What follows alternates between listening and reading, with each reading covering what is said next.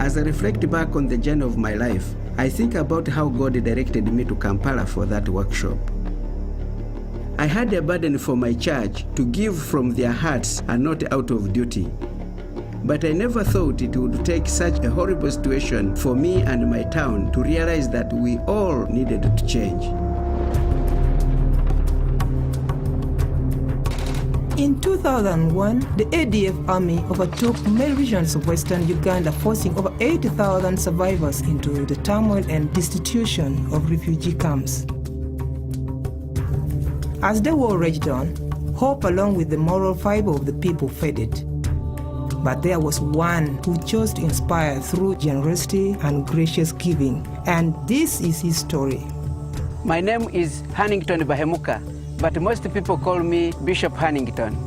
The life in the camps was very bad because families would crowd in the shack houses, children would go without food for 1, 2, 3 days, water was not available, and death started resulting within a short time. Kandi obwiro butwararaga njara tugiesara babagure mwaka gwa 1997 bakabona uburemo bakahoyoma barakwenda skulu bakabalaga kitabo kibabura ndubi bakala kubona bona. How can I, Lord? How can I help them out of this situation? While everything around him was disintegrating, war could not destroy Hannington's commitment to effective stewardship. The Lord spoke to my heart about putting into practice what I had learned at the International Steward Workshop. I had been taught that everything we have belongs to God. So even in this refugee camp, God has put abundant resources for his work. So I called upon the believers to start sharing what they have with the needy. Kuruga Bishop Hannington Bahemuka akutuleteraga bageni batwegesia kigambo kyokugaba.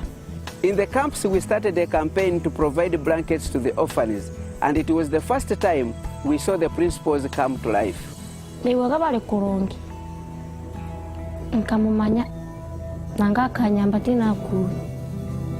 After 2 miserable years in captivity, it was safe to return home to Bundibujo, only to find that all had been destroyed. The houses had been torn down, the farms had nothing in them, churches had been demolished, schools were devastated, so we started from scratch. Tukaba tuli omukasomya komuhito kubonabona n'amajunega kaniye hawe bizibu ebituli nabyo mu makanisa abantu kyabangwera kuhayo sente. The needs seemed too great, leaving the people asking the all too common question, how can the people from the West help us? However, Hannington inspired his people to ask a different question. I asked, how soon can my people rise to the challenge of funding not only their immediate needs, but their futures as well?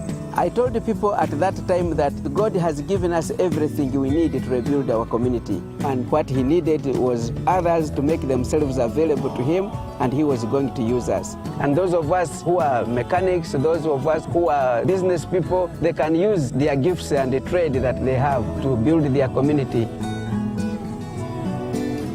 He taught us about giving, and through that, the pastors went around teaching. So through that, the message was spread. Anaguwa dumbi na tuwa mkwekwa ya mukama nenku bisanja kantigie sio na kolaki dumbi obutwa gulia nyanya mto kwera nto bare kitoko bare. One by one, person by person, the idea caught on, and before they knew it, the town was being transformed. We began to rebuild our churches, provided homes and schooling for the orphans, and the needs of the people were met. The people understood that they needed to create wealth in order to allow for tangible generosity. By using their God-given gifts and resources they already possessed, a cycle of sustainability was established.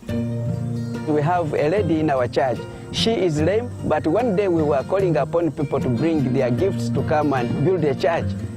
Katanika bakaga bati akweka mtuma wanje kina yankoko mana wanje kamwibia kamwaya bo mana wanje ne kanisha foto yamba. And today the church she worships in is made of bricks. And we look at that as a wonderful example of gracious giving. Children of the earth. Tingisie kavo kandi tukwegua gantu agonjera kimo korera ruhanga mukiaro engabanija yatungo kutokari. And this message can work in every situation, in every country, because surely generosity is transformational. Out of the jungle of war and destruction, one pioneer leader, inspired by generosity, shared the vision with his community. No longer waiting for outside relief, the grace of giving has replaced a welfare mentality, and an entire town was rebuilt.